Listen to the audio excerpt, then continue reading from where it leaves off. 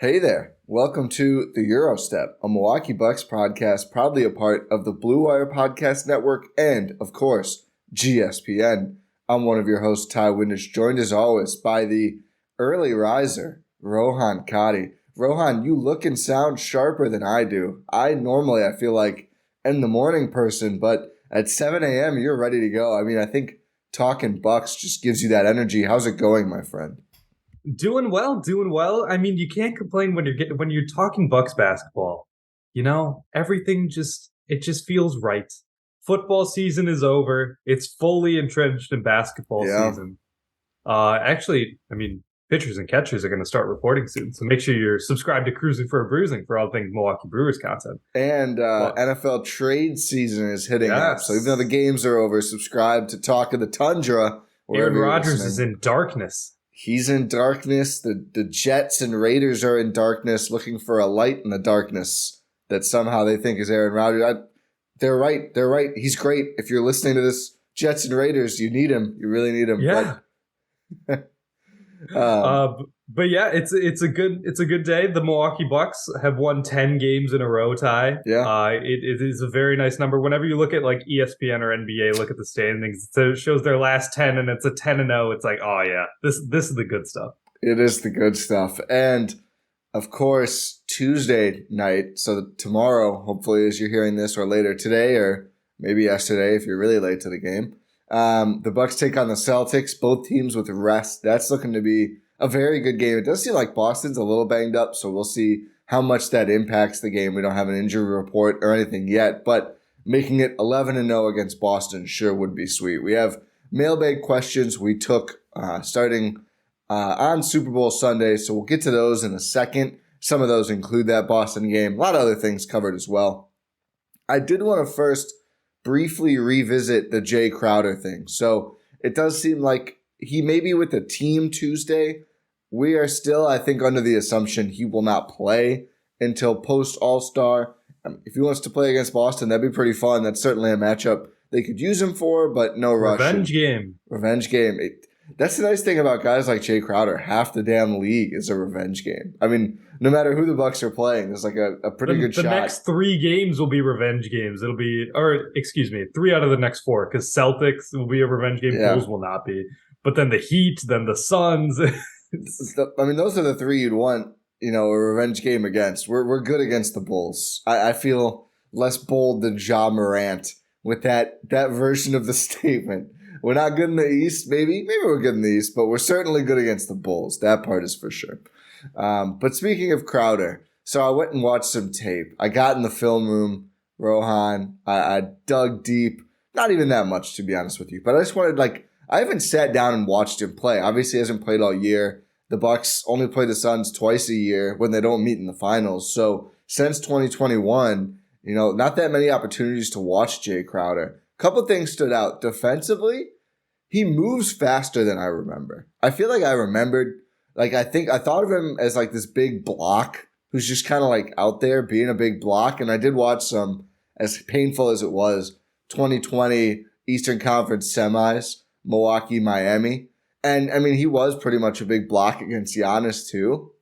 But I do think a lot of his defensive value comes from quick feet, quick hands, and staying in front of guys at that size. He really did kind of remind me of a 6'8" West to a certain extent, of just he's always there. He's just very pesky. And I think I was honestly encouraged from the tape. Obviously, we need to see what he looks like because he returns from the time off. But I remain, and I want your input on this especially, I remain pretty optimistic that he's not going to look way worse than he did the last time we saw him, right? I think he wasn't playing games. Maybe there's some rust. Maybe the shot starts off rusty. But I think physically, if anything, he might look a little better than a lot of players in the league because he hasn't gone through the grind of the first 50 games of the season. Yeah, for sure. And he's still relatively in his prime. He's 32 years old. It's not I think the one reason that Bucks fans and myself included are going to be oh, is he going to move that well? Is because we're comparing him to Wes Matthews. Because it's Yeah. that's the role that we're trying to get him to fill, be like a Wes Matthews type. But it's Oh yeah, he's younger and has less miles and less horrific injuries I was gonna say, yeah. on his body than Wes Matthews, and over the last few years has been moving better than Wes Matthews. So of course he should be like expected to be like more agile, more mobile on defense than Wes Matthews. No offense to Wes Matthews. I'm not trying to just like pile on the guy. What Wes does is insane. Like given everything, all those things you just said, right? He's 35, I think. Obviously had the Achilles when he signed with Dallas, right before he signed with Dallas, and has played so much recently and recent years, and it hasn't mattered. But yeah, I mean, Crowder doesn't even have those things going against him. Yeah, when I see Wes Matthews run, I'm like, oh God, what's happening here? Like, this is like, stop that. This looks painful. But that should not be the case with Jae Crowder. Like you mentioned, he's been his calling card is on defense. And it's because he has like the skills, he has the motor skills. It's not just intelligence. Like he is a very intelligent defender, yeah. But he also has the physical tools to really put it all together, which made him one of the hottest commodities on the trade market. Yeah, and I think the other thing on defense that stood out is he has this kind of a weird looking little swipe. He almost does it with like a claw hand, and he's good at it.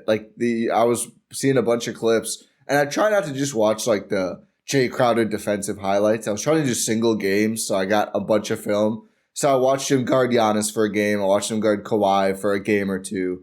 And he really gets in there and gets after the ball, especially on drives. I just think it looks like it's very uncomfortable to play. I mean, as it is against all good defenders, but I think almost to not be overselling what he's going to bring, I think we were almost too low on what his defense could look like around like the trade pod and before the trade. Like I feel like we settled into probably a worse defender than PJ. Let's not talk about it anymore. It does more offensively.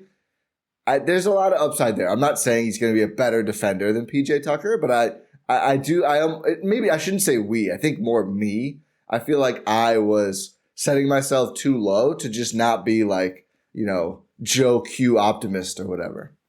I think that's like two different expressions I just put together and butchered, but I think the point comes across. You confuse my early morning brain. Yeah, I confused mine too, and I'm the one who said it, so that's worse. But yeah, it's just like, especially when he's in a defensive system like the Milwaukee Bucks, where they basically rely on these type of guys. They rely on the guys who will go get after the ball, who will play physical defense. Jae Crowder, he's going to, like I said this during the trade pod and before they even traded for him, he is a perfect fit with the Milwaukee Bucks. I love what you said on the pod of just like he lets them like lean into who they really are, basically. I was listening back. I usually don't, but I listened back to a lot of that pod. I was like, damn, Rohan is really like, I got to listen to Rohan more on the pod. Sometimes I'm looking something up. I'm so ready, and I'll listen back to a clip, and I'll be like, wow, Rohan was really dropping bombs in that segment. Oh, thank you. I do not listen back, so I'm sure you drop ups too. Hear it, man. Not really. A couple more quick Crowder things. This ties into like the mobility being better than what I expected. He's a really good screen navigator. I was watching him against Kawhi, I think in like 2021 or so, and he's just really like sticking with Kawhi on and off ball around screens, and we know that's very important for the Bucks, who, especially against teams like the Clippers, who are going to have a center and Ivica Zubac, who's going to be around the rim, like in the Brook Lopez minutes, guys who can navigate screens really make that drop defense much more potent. So that I felt like was an encouraging sign to see. And then offensively, there's definitely going to be some plays like Wes now, where if he makes it, we call Jae Crowder some form of zippy. And if he misses it, we all kind of groan and go, what were you thinking? Like, I saw some side step threes, a lot of that stuff going on, which, it is what it is. He's a much better three-point shooter from the corners than from above, but he will take all the shots. I saw him take a mid-range jumper in my research. However, there were 3 seconds left on the shot clock, so not as bad of a shot to see.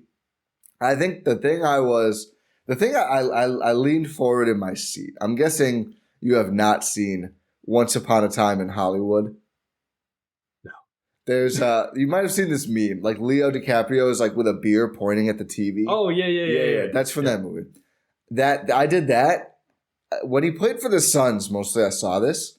Really good entry passer. which is like, again, not something you'd have on the bingo card, but like to Ayton, if Ayton has a mismatch, like that was part of their game plan, you could tell, was Crowder would be at the top of the key and just loft one right in there. Also threw one to Mikal Bridges, who had like a little point guard on him, and it was like a perfectly, and I was like, oh, the Bucks have a kind of terrifyingly small number of guys who could do this. That's going to be helpful if Crowder can, loft in these nice passes to Giannis or Brook and set them up in the paint really well. Or Khris even, yeah. So that was something where I was like, oh, that's going to be like sneakily useful offensively if he continues to, and I don't know why he wouldn't, right? So that was, I thought, an encouraging thing as well from Crowder, who, again, I think offensively, I just thought like he's going to take some possessions and otherwise just be in the corner. He can do more than that, which is pretty interesting. Yeah, it's going to be good. It's a more dive. If we obviously we're going to be comparing him a lot to PJ Tucker. If we're talking, he might be comparable level of defense to PJ. It's going to be way more versatile on the offensive end. Yeah, PJ's role at the end was not even just to hit corner threes because he wouldn't shoot it. Yeah, just a rebound, really. Yeah, just an offensive rebound. Yeah. That was PJ Tucker's entire offensive role. And while Jae Crowder is probably not going to be as good as PJ at that because PJ was elite at that. Yeah, he's going to be able to do more things. Yeah, which is good. Is this the most talented team Jae Crowder's ever been on? It has to be. It has Giannis. Yeah, I mean, I think he was on one of those LeBron Cavs teams, but it was the one that was without Kyrie, really out of gas at the end, and they got rid of him. And otherwise, it's like probably the Suns team that the Bucks beat, obviously, and then the Heat team that beat the Bucks. Those three bubble Heat team. Yeah, three very good teams, but who knows? We'll see how the season plays out, but certainly the way things are looking, this could be the best yet for Jae Crowder, who.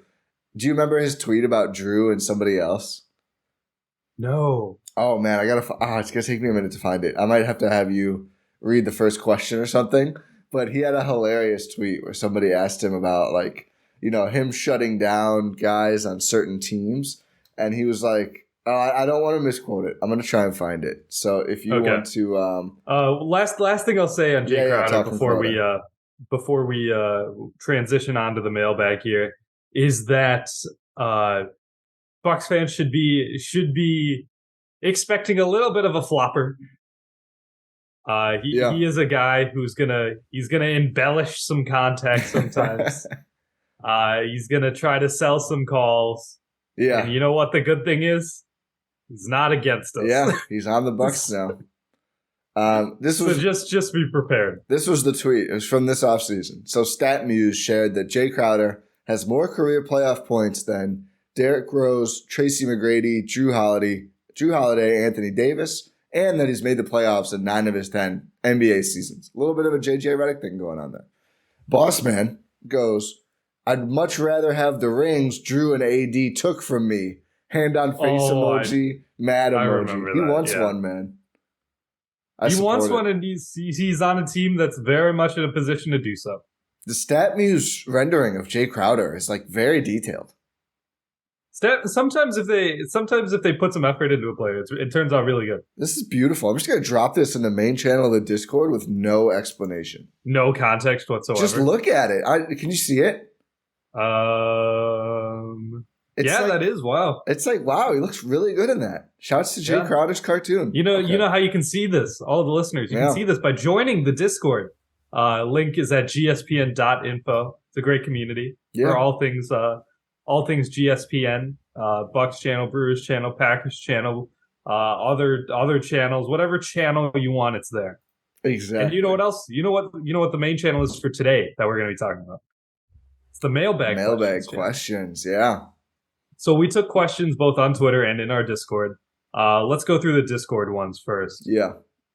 So our first one here from Sir Fix-A-Lot. Love that name. Yeah. What's the deal with MarJon, a.k.a. Kawhi 2.0, and him deleting his social media content? In the minutes he has played, he has contributed, and with the trade we've done, he has to get more playtime. So I thought the social media thing, it just felt like he needed to lock in more. That was my read on the social media thing. I know, this trade deadline, Bucks Twitter had really just off the rails with speculation and Twitter sources and everything else. And, there was a little bit of, oh my, he must be gone. He's got to be gone. I was like, I don't understand where, because he deleted, like, athletes just like do stuff like this. I don't know. I need something a little more direct to be actually concerned. Like, I saw MarJon deleted all his stuff and he posted an Instagram story that was like, I need to lock in or whatever. And I was like, okay, whatever. Yeah. I mean, I don't know. I have no idea what that means. It could certainly just be he wants to, level up his play on the court. Who knows? It doesn't really matter all that much to me, quite honestly. About the more playing time though thing, just kind of disagree. I just think that the Bucks have better options for the right now, and I think there's this I think there's this idea out there that a young guy, if they're not playing every single game, it's like they somehow can't get better. And you look at developmental orgs and some of the best stories, and those guys didn't play all the time right away with the NBA club. I mean, there's so much you can learn and grow in the weight room, in the film room, in practice. Like, it's not like he's doing nothing for his game by not playing every single minute to start. So I don't think he should play a ton. I think there's going to be some games where he plays. I think there's going to be a lot of games where he doesn't play, including the playoffs, and that's fine. I don't know if you saw the Rohan, one of the stats. It was like doing the Raptor war, whatever the hell, all the Jokic MVP numbers, but they did it for every player on the Bucks. And it was like everybody plus, Giannis is plus like 6. And then the worst is like plus 0.1. But then there's MarJon, who's like minus 4. And it's like, yeah, he turns the ball over too much. His shooting is very streaky. He fouls a good bit. Like, I'm not trying to say he's not a very good prospect, one of the best the Bucks have drafted in years. But I am saying they have a lot more NBA level options right now. And they're going to prioritize a championship over MarJon's development, while also, like, both things can be happening at once, is my read on this. Yeah, and I think the social media thing, I think it came after he had a relatively not so great game when he was with the Wisconsin Herd. Yep. Yeah, his first game down was pretty rough. So it's like, okay, he's not getting a lot of playing time with the big club, with the Bucks. Then he comes and plays with the Herd and still has his struggles. So he's recognizing, hey, I got to lock in. I got to put some work in. I think Bucks fans should be encouraged by that. Yeah. I think it's a guy who's recognizing, hey, I'm not at the place where I want to be, and which is fine. Like, he has high expectations for himself, which is good. He's a rookie. He shouldn't be expected to contribute a lot anyway, especially when he didn't have a ton of professional basketball experience coming to the NBA. So when it's a young guy relatively young guy who's going to be, coming in trying to contribute to a team that wants to win a championship, you need to temper expectations a little bit. Like you said, he's probably not going to get a ton of playing time. He's going to get some here intermittently while Jae Crowder is still out. Like, he's played the last few games now for the Bucks, but down the home stretch and in the playoffs, I would not expect a lot. Yeah, and I think you look at everything else he puts out or says, and it's all just like very positive, and I just think he wants to be better. And that's exactly what you want to see. But it's like he's still quote tweeting stuff about Giannis and sharing the Bucks account, all this. I do think Bucks Twitter made him unretweet the Kyrie retweet. I don't know if you saw this. Probably one of the dumbest things I've seen people get upset about, because I understand that Kyrie Irving is toxic and everything else. I do get it. Also, I just think like the tweet he shared was like something about just like loving others and whatever. Like Kyrie, like most of his tweets are very benign and positive things. And then rarely he sneaks in, anti-Semitic IG posts, whatever. MarJon wasn't sharing that stuff, right? I just think, there's such a disconnect between how the NBA world, especially players, see Kyrie and how everyone else does. And I've got to tell you, I saw some people upset that, a very benign tweet was retweeted from Kyrie's account to MarJon's. And I was just like, I don't care about this. I care about this even less than MarJon deleting his social. Like, I'm not going to, he's a bad guy now. Like, basketball players really have a lot of respect for Kyrie's game. It's not like the tweet was like, him defending his actions. It was literally just love others. So a lot of ridiculous MarJon things out there, I think. But yeah, I think, it's part of a long season for him. And excited to see how he can develop and what he comes in the next year looking like. Because as we mentioned in the Crowder segment, Bucks have some pretty old wing players. And, Ingles is 35. Wes is 35. Crowder is 32. So if you're MarJon, I'm sure you're not sitting there like, oh, my path to minutes is gone forever. Like, no, it's there. Just wait a little bit, MarJon. Speaking of minutes, next question from Jules ESQ. What's the playoff rotation mins looking like? Who gets squeezed out in a 9-man rotation? And will the Bucks start K-Mid before or after their win streak gets snapped? Rohan, I'll let you decide. Answer first and decide which one of these we go for first. Let's talk about the easier one here is the K-Mid starting. So let's get that one out of the way. Yeah. I think he starts after the All-Star break. I think we could see Boston, but I think after the All-Star break, either way, for sure. I don't think it's Khris Middleton. This isn't like swapping out West for Grayson. Like they're not gonna. No. Well, sorry, Khris, we won 20 straight. You got to keep coming up the bench. The way I've seen people tell on themselves is that StatMuse tweet. It's so annoying. Yeah, the Bucks they worded it a little weird. They did, but I'm glad they did, honestly, because it says what's the Bucks are 10-0 or whatever since Khris Middleton started coming off the bench. Yeah, and people in the replies and the quote tweets, they're like, wow, I can't believe it's like, yeah, benching Middleton, what a washed all-star and stuff like that. You got 160 billion or something coming off the bench. Wow, Bucks fans, how do you feel about that? It's like, cool. Thank you for admitting you don't watch the Milwaukee Bucks or pay any attention to the Milwaukee Bucks at all. Wow. Because they didn't even realize he was injured. Yeah. And he's coming off the bench. Yeah. Snakes in the grass and StatMuse cut that. Look at that. Yeah. Flocka Flocka reference. Yeah. Or George Karl. Oh, yeah. Oh, my God. Furious George. But yeah, Shut up, Boogie. I wonder, do you think it's like a specific minutes thing that Khris is tied to? Or I would imagine that's got to be it. If just like it's hard to do the rotation and his rhythm and making sure he plays enough with the big three if he's only playing 20, 22 minutes per game as a starter. I don't know. I think it's kind of silly anyway, but I get it. Yeah, just trying to limit his minutes. Yeah. But I think he starts at least... I don't think he starts Boston. Maybe Chicago, first game before the All-Star break. Like, give him, like, hey, here's a bigger minutes load, then it's a break. Yeah. I could see that.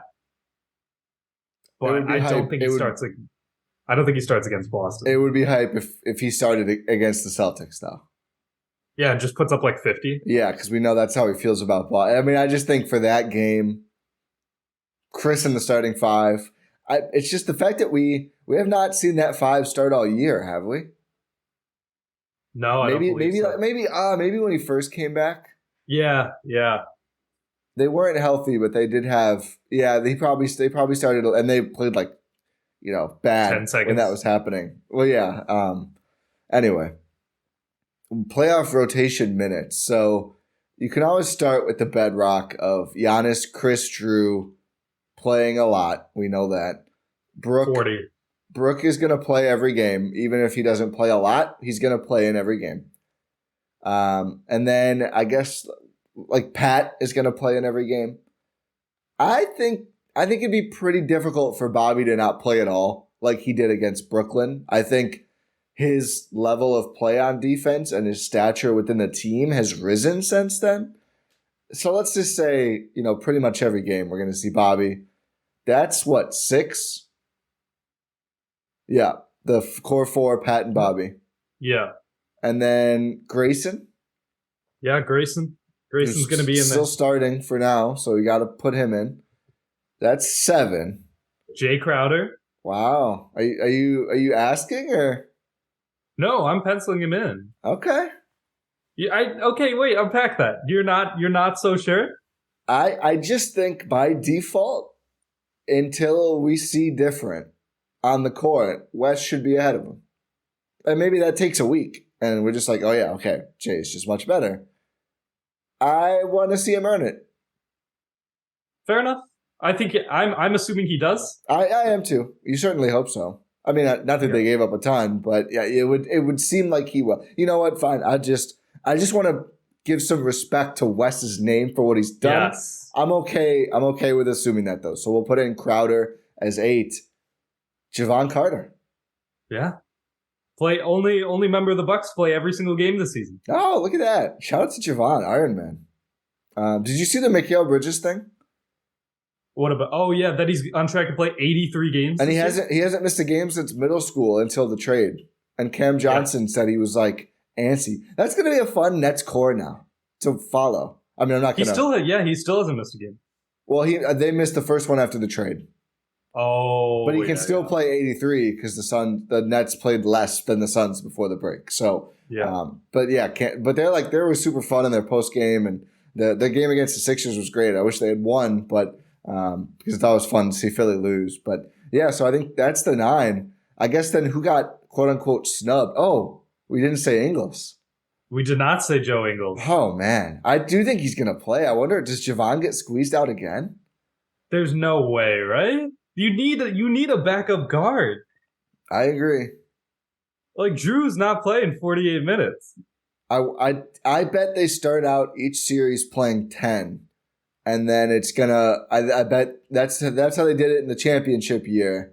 It gets pared down based on what we see in games 1, 2, 3, and go from there. And I mean, if they're doing first round, if they're just clobbering someone, they probably doesn't get pared down that much. But like a Celtics series, I think it's going to be a little series dependent. Like I think we'll see those 10 guys to start every series if healthy. And then, they're playing, I don't know, Boston, and Ingles is getting targeted, and Grayson is too. I think we see Grayson's minutes go down. Maybe Ingles doesn't play as much because, again, if the team is healthy, Jrue doing a lot of ball handling for the best lineups. Yeah, it is pretty interesting that Crowder could slot in ahead of someone like Ingles, who's excited us this year. I think kind of was on a downward trend for a little bit before like the Lakers game. I think he was good in, but he's had some rough games in the last couple of weeks too. Yeah. You know what's crazy? I haven't even it's understood, but it's like we're at a point where I don't even think about the first round opponent. Like I'm trying to think like who the Bucks are going to play in the first round. I'm looking at if the season were to end today and like all the play-in goes according, the Bucks would be playing the Knicks, and I'm like, yeah, that's a sweep. Yeah. I bet they win one. I don't know, actually. That's an interesting question. Like, how locked in would they be? Because, like, we saw them not get locked in last year. Yeah, we saw the Bulls. Who I think this Knicks is probably better than those Bulls without Lonzo. Yeah. And the bubble. The bubble yes, you're right, but I would much rather see a playoff start. Obviously, I'd like to see it finish like 2021, but I'd like to see a playoff start like the Pistons series where they just put a team in the dirt. Heat. Yeah, I guess that works too. I mean, it took a little bit in game 1, but yeah, that worked out. Yeah, both times they've reached the conference finals, at least they've swept the first round opponent. Yeah. So you got to come out and sweep them. I agree. Okay. But back to the playoff question. Rotation. Yeah, it's gonna be like we talked about this in our last episode, but they're like 11 deep right now. Yeah.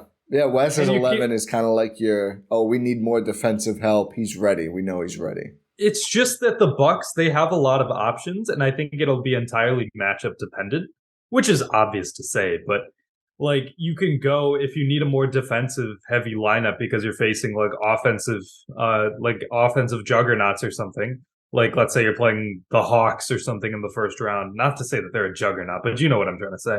They're an offensive focused team. You want to lean more defensive. If you're playing against a defensive minded team, you can lean more offense. Like the Bucks have options. They're very malleable. Like if you want to split Jae Crowder and Joe Ingles, you can do one offense defense. Yeah. Like the Bucks have a lot of options this year. I do think I would say right now, I think the two guys most precarious, even with not even seeing Crowder, it's probably Ingles and Javon. And I think Javon just because he's lower on the list, and if Jrue's going to play almost the whole game, I still would like to see him be the other guard defender. It probably depends on matchup, to be honest. Like Javon not playing late against the Celtics may bother people. Wouldn't surprise me that much, though, because that's just such a big team. and playing more Wes, more Crowder may be better against Boston than playing more Javon Carter. Although, I mean, his shooting has been legit all season. And I think there was a time when he was, I think, like the fans were a little disillusioned, and we were too, because he was like so good early this year and then kind of fell back to normal. And it's like, oh, I guess, but now he's just like back to, he's going to orbit around, hit a bunch of threes, some in transition, play that insane defense, like insanely valuable role player to have just picked up and, again, be paying less than the Brooklyn Nets this season. Thanks, Sean Marks, Jordan Chesky's number one fan. Yeah, thanks, Josiah. Yeah, appreciate that. Thanks for footing the bill. It's very nice. But yeah, I think Ingles and Javon, mainly Ingles, honestly, maybe the guys who are most liable to drop off in an intense series, just because we know the Bucks like leading defense, as we've talked about, and that's fine. I mean, he was their free agency signing on a 1-year deal has really helped the team in a lot of his minutes, but he does have skills that most overlap with like Khris offensively, and a little bit of Jrue and Giannis as well, of just handling the ball. And I think he's going to play a lot, especially in some series, but won't be too disappointed if he plays a little less in some. I want to go to the next question now, because I think it's related to this rotational depth thing. Now that this is from Parkeria, big board game energy in the Discord. I've enjoyed that from Parkeria. Now that we have seen the power of improved vision, passing, and executing offense with Jingles and Khris back, 10-win streak, are there any buyout candidates that could run an offense in second units to help that sing more too? So it doesn't sound like they're going to get – I think the last guy who's still outstanding that I would be at all interested in, who would actually play regularly, I think, is Patrick Beverley. I think Reggie – John Wall? I said play regularly. I don't think John Wall is good enough to play every night on this team. Like, being totally honest. I don't think so either. That's break glass in case of emergency Jeff Teague guard. If he's okay with that, then sure. But I think Pat Bev is the last guy who I'm like, yeah, he could probably play every game. I'm not even sold on him versus Javon, honestly. They're different players, but I don't know. But we just outlined the rotation.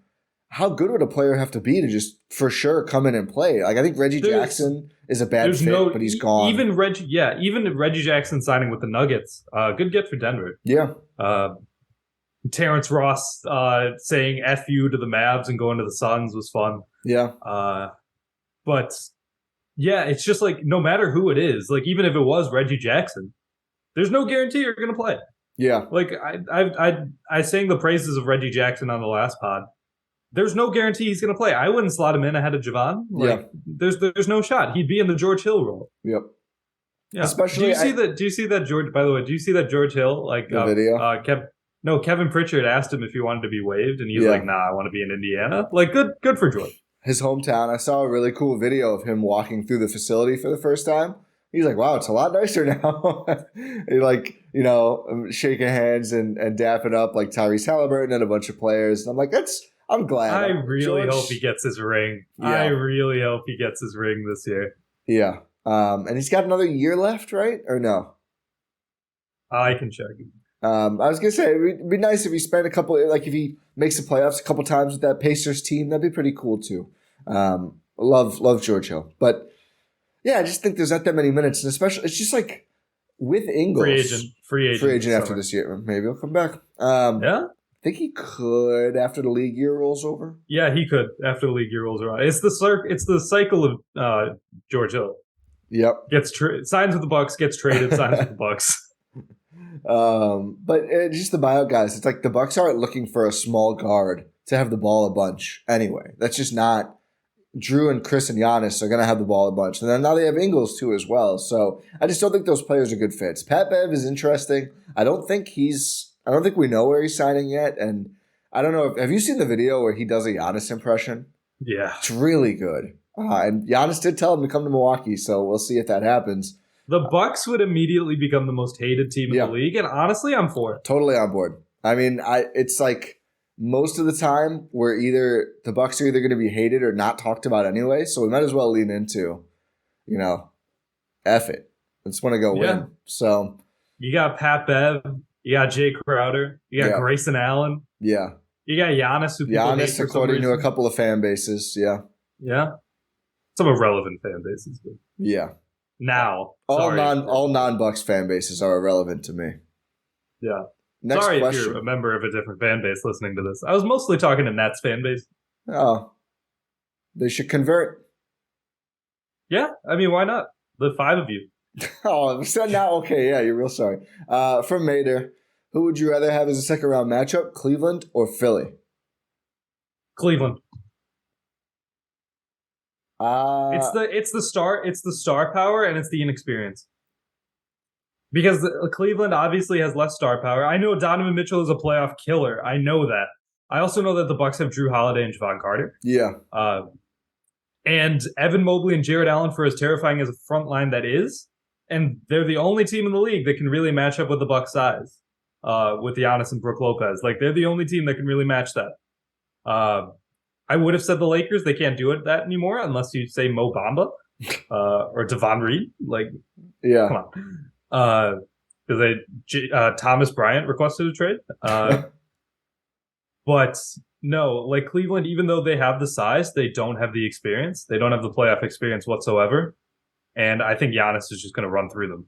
They're also, I think, the only team with a worse shooting front court than the Bucks, probably. I mean, Mobley doesn't shoot threes. Allen doesn't shoot threes. Mobley has a pretty good offensive game now. He's like working on it, but his range is not proven. And it's like, okay, I just think that's going to be a nightmare for your guards. You're going to have Jrue and Javon swarming them. And then you're going to have Giannis and Brook on the back line, relatively enabled to stay in the paint. Kevin Love doesn't play anymore. Like, they really don't have that much perimeter Kevin shooting. Love, Buyout guy? Yeah, potentially. Would you be interested? No.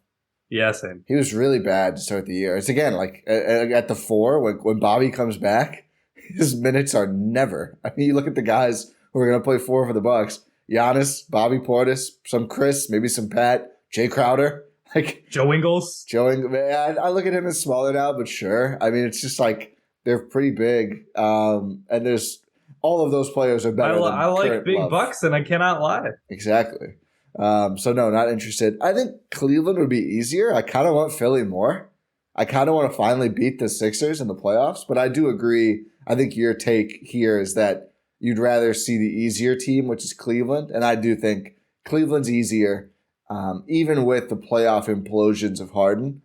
I don't know. I do think I'm not worried about either of these teams. I'd rather. How about this? It's an easier way to put it. Embiid is the best player on any one of those teams. I'd rather not see the best player. Yeah, but I do think not that I'm scared. I'm not scared of the Sixers, but it's like I'd rather get the easier opponent. I really want Milwaukee and Boston to hold 1 and 2. I think that if Boston gets knocked out early, I'm not going to complain. I'm not either. I don't want to see them before the conference finals. Is what I'm saying, and that locks us into that. So yeah, they can lose in the second round. And it looks like they're going to on pace to lock up 1 and 2. Yeah. No matter what the order, the Bucks are currently a game and a half behind Boston. They can make up a game on Tuesday. Big game, real big game. We got a question about that coming up from Twitter. But first, from Pearl Jam. Oh yeah, from 85 side, if Jrue Holiday shoots under 40% from the field in the playoffs again, like he did the last 2 years, can we win a championship again? Because I don't think so. I think so. Yeah, it's kind of what they do. Yeah, it's kind of what Jrue Holiday does. I'm honestly expecting him to shoot below 40%. Yeah, I feel like if you go in with that as the expectation, you'll be happier. If he shoots above, I'm like, oh my God, this Bucks team is guaranteed to win. That's the mindset that I'm at because Jrue Holiday has been he's been a subpar shooter, like subpar offensive player during the postseason in his 2 years with the Milwaukee Bucks. And that's no knock on Jrue. He's still been an amazing player, but I'm expecting it, honestly, and I'd take that into consideration. Actually, we have an updated data point. He shot 40.6% from the field when they won a title. So he has to shoot 40%. We got to get it up to 40. He was 37.9 last season. And I think, while being overtaxed. Yeah, I mean, clearly. Chris's departure affected except Giannis was still somehow I'm just going to have 40 and 15, and no one can do anything about it still. Against one of the best defensive teams we've seen. Doesn't matter. I'm Giannis. Celtics, listen, maybe they beat the Bucks. I don't know. But in this game on Tuesday, kind of A little mortal lately. And I know there's been some injuries. That's been true for the Bucks all season as well. A little more mortal than we're used to seeing lately from Boston. That's all I'll say. But Ty, I thought they won the title already when they started the game, when they started the season like 20-5 or whatever it was. I just remember I thought they were crowned NBA champions. People in January being like, well, Boston locked up the 1 seed, that's that. And I'm like, have you all never heard of math? They're like 4 games up on 2 with like 50 games to go. Why would we assume here we are? Anyway. But yeah, I would expect him to be at least a little bit above 40, like that championship year. I think he's gotten a little better offensively, and I think the team has gotten better around him. As we've talked about, the rotation's better now. It really comes down to, are the other primaries, are Khris and Giannis healthy and looking good? If so, I think Jrue can be a little more efficient. But I'm not. If he shoots 39.5%, they could still win a title because a lot of his utility comes from his playmaking and, of course, his defense. So not that concerned about Jrue's shooting numbers. No. Here's next question here in the Discord from our guy Tommy EB. Which 2 players should be in closing lineups with the big 3 against a team like Boston? I tend to lean Pat and Crowder, assuming Crowder's lack of playing hasn't made him fall off too hard, but I could see Wes, Ingles, or Javon having good arguments for a spot. And I think this question is a perfect encapsulation of how deep the Bucks rotation is, because it's like, yeah, I'd lean Pat and Crowder. But I could also see West, or I could see Joe Ingles. But like, I could also see Javon Carter in there as well. It's like the gluttony of talent that this Milwaukee Bucks team has acquired. Like John Horst, props to him. Yeah, like props to you. I mean, it all comes down to what happens during the playoffs. But it looks like wow. Like we thought this team was deep going into the season, and we're like, oh shoot, this team's not deep at all. But now we're like, oh yeah, this team's deep. Oh yeah, when their guys play, they're pretty good. And when you add another rotational piece, I like his picks. I like Pat and Crowder as starter. I mean, I do wonder how often they'll go full clamps lineup and roll out. I mean, Pat's a good defender. Full clamps? No, sorry. I mean, it's fun to watch him with the big 3 always, but. Like, how often do they roll out, like, Jrue, Wes, Jae, Khris, Giannis, and just say, like, good luck, man? You mean Corey? His dad's name is Corey. I learned from listening to Marcus. So, Jae might be a junior. I'm not sure, but I'm not going to call Jae Corey anymore because Jae's dad is Corey. Plot twist. Yes. No, it's kind of confusing. Joking. No, I know. Hey, and also on Beauchamp, I don't know, man. I saw Elijah Bryant get minutes in the playoffs when the Bucks won a title. Much different Bucks team. Much different Bucks team. No, for sure. But I think Pat and Crowder are probably the safest options. As safe as someone who we've never seen playing with the Bucks can be. Yes. We're assuming a lot here. I mean, hey, I'm not Boss Man 99 stays in shape. Yeah, you know what I should do? What? I should just start tweeting in all caps. Every tweet. I'm not going to do that. Oh, I was disappointed. Like, just like who else does that? Like the kid Miro does that too. Yep. Like just tweet in all caps. I do usually during Brewers playoff games, which we didn't get this last season, but I get pretty amped during Brewers playoffs. You know where you can see Brewers playoff games? Where's that? You can see that in the Brewers playback because Adam and Andrew are going through 2018 playoff run. Make sure you join the Discord to get in on those. That being 5 years ago, it's just insane. Anyway. Yeah, we're old. Yeah. Mostly me. But you said it, not me. I think Pat and Crowder, assuming Jae Crowder is Jae Crowder, I think those are the safest options because Pat I think has earned that spot to be in the closing lineups during his tenure with the Milwaukee Bucks, which is like crazy to think about, thinking about how we reacted to his signing. Yeah. I think you tweeted about this the other day, right? Yeah, it's just like the turnaround. It's just like, he's like, you can't move him. He's still going to close games. And it's going from when he first signed back with the Bucks to that, or first signed with the Bucks to that is just wild. We were doing the pod at that point. Like, it's not that long ago. Yeah. And we couldn't believe it. We're like, hey man, if this keeps Giannis in town, like, his workout buddy. That's all this is. Yeah, but I think Pat's there. I think Jae Crowder against Boston. Yeah, like the question is specific against Boston. I think you have to lean defense. Yeah, and I think Pat, even though he's not like a defensive like stalwart or anything, he is a good defensive player and he's just fits. around the big three. You need someone you can trust to knock down threes too out there. And I trust Pat with my life. Yeah. Pat and Khris, I think alone is enough spacing for those units to work offensively and without the defensive drop. Like Pat and Jrue in crunch time. Jrue in crunch time doesn't miss any shots. Apparently. That's true. That's very true. And I just think Pat is a perfect compromise between like all their other wings of like, not as defensively good as West, not as good of a shooter, maybe in the playoffs as good, but in regular season, like overall data, not as good of a shooter as Grayson, but he combines enough things that you can trust him to play. So I agree. He's kind of got to be out there. And I like Crowder as the other guy. Yeah, you need a wing defender. It can't be Joe Ingles. I don't think it can be Javon Carter. Yeah. If you're playing against Boston and it's crunch time, you need as many switchable wings out there as possible. Jae Crowder fits that bill. If Boston, and this is like you see the vision of why the Bucks trade for a guy like Jae Crowder in this specific scenario. Your crunch time against Boston. Who's a guy you want out there? Jae Crowder is the type of guy you want out there. Yeah, 100%. I'm interested to see that game. We probably won't see Crowder, but I can't wait to see those teams. I think they play again once or twice. I think maybe just once. They should. Next question. Speaking of that, we have a question from Twitter from @BucksandSixPanda. What are the chances that we see Jay play on Tuesday, or when do you think he will first suit up? I do not think he's going to play on Tuesday. I don't think he's going to play till after the All-Star break. Maybe Chicago, but I'm guessing as well it'll be after the break. Yeah, it's too early. He hasn't played basketball this season. Yeah. You need a ramp-up process. I wouldn't be surprised to see him practice with the Herd. Yeah. Send him down with MarJon and TA and let him do some Bucks stuff. Yeah, we say send him down like they don't bring the Herd to the Bucks, but yeah, it's pretty funny. The Herd don't play at home for the rest of February, so that may be tricky just for scheduling. But that's true. We have seen them pull the Herd on an off day to Milwaukee and then send them back. So we've seen them fly the Herd to Miami. Yeah, so it's not out of the realm of possibility. I'm sure they're not continuously on the road all month. So yeah. And I'm sure if they use the Bucks playing, I don't think anyone. Yeah, I think that makes it okay. But yeah, I think after the All-Star break, I think maybe even a few games after the All-Star break. Yeah, I'm not sure. Schedule.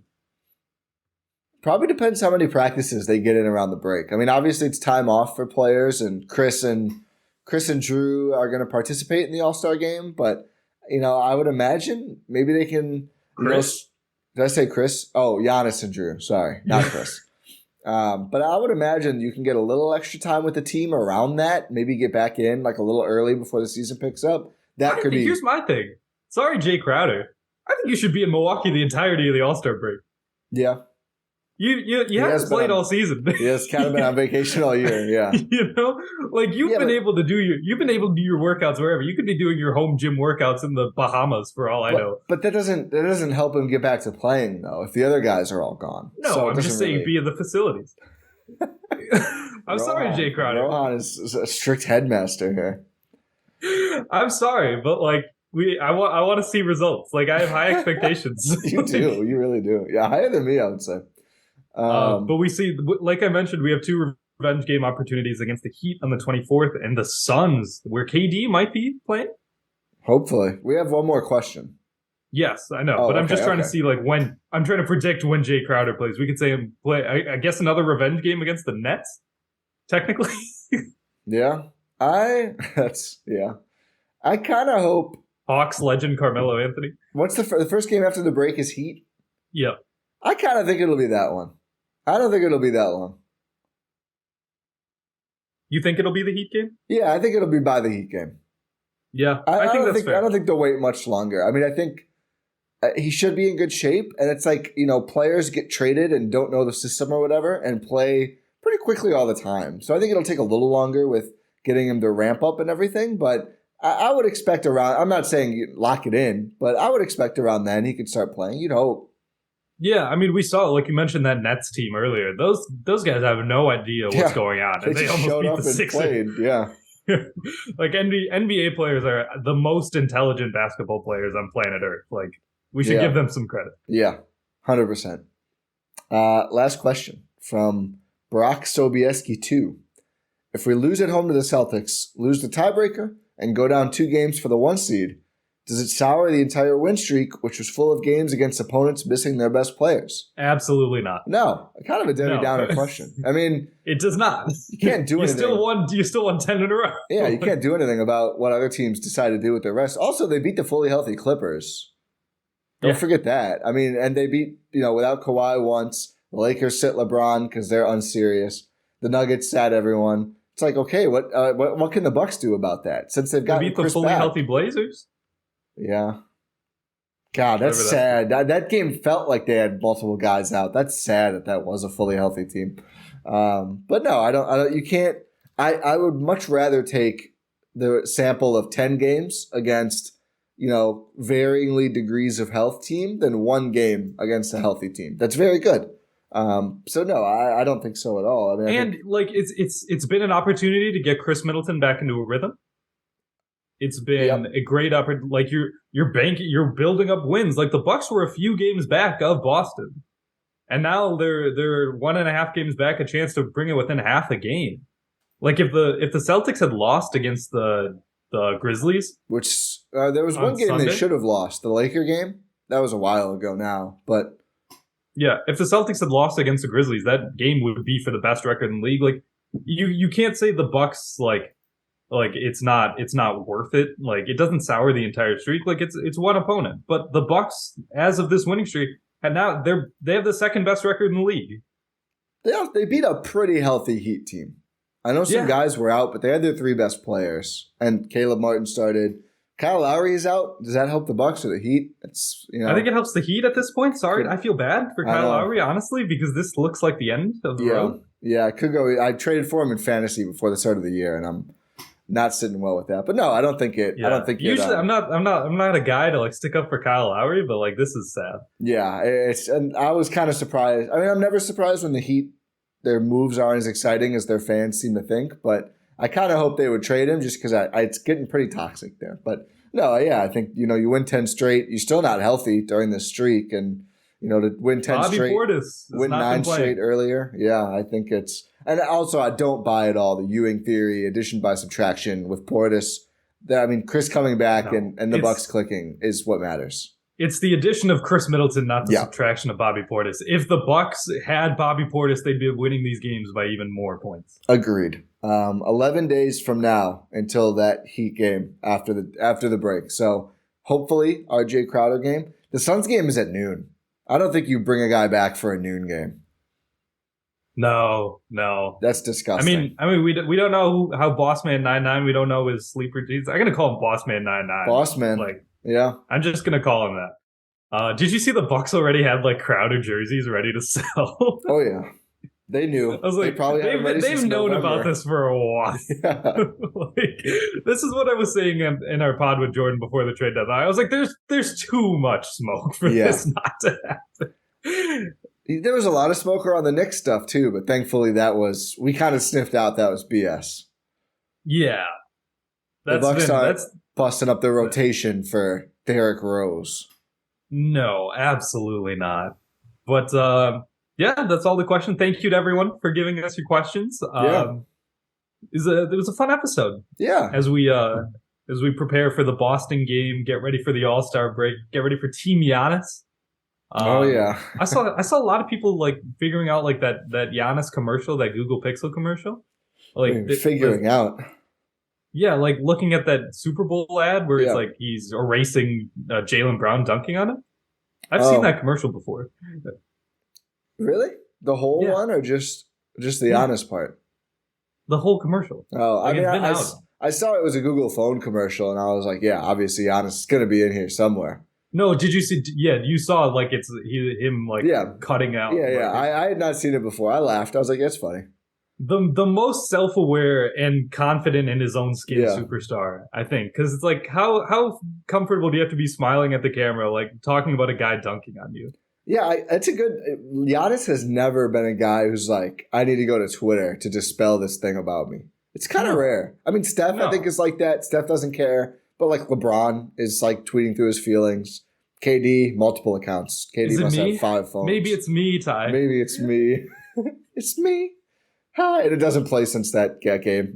It's like, yeah, maybe it is you. Well, he's dealing with a foot injury. Yeah. Needed to get to 38,868. Something like that. I think.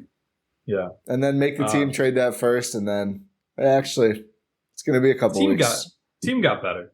Yeah. Doesn't mean anything. Yeah.